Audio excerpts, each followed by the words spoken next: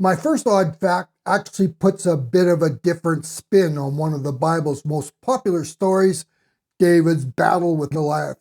Many words in the English language have more than one meaning. Bark, for example, can refer to an outer layer of a tree or the sound of a dog. The same thing happens in Hebrew. Take the Hebrew word mesa. Though most commonly translated forehead, it can also refer to a person's shin area.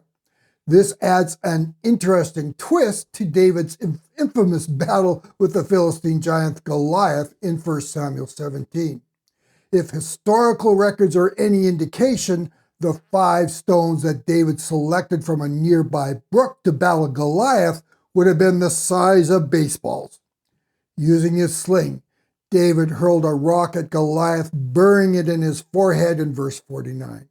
The giant fell to the ground, where David then took Goliath's sword and cut off his head. But did David actually hit Goliath in the forehead? Though in every other instance that mesa is used in the Old Testament, it refers to the forehead. Bible school professor Randy McCracken believes this one time it should refer to the shin. First, he points out that the feminine form of mesa was used to describe the shin guards of Goliath's armor, which reads, quote, "He also had bronze greaves, misha, on his legs," verse 6.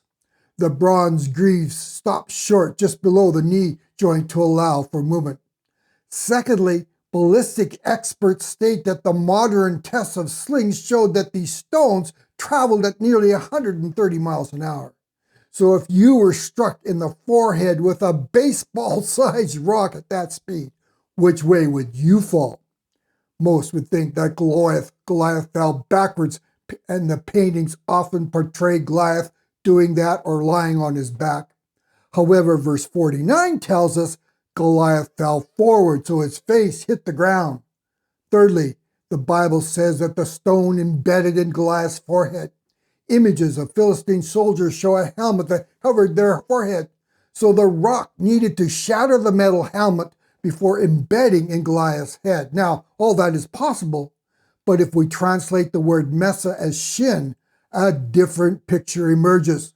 The hit to the knee would not only have taken the feet out from beneath Goliath, causing him to fall forward, it would have embedded in his knee, shattering bone, preventing him from standing. Shin or forehead, it doesn't really matter what you believe, but one makes more sense.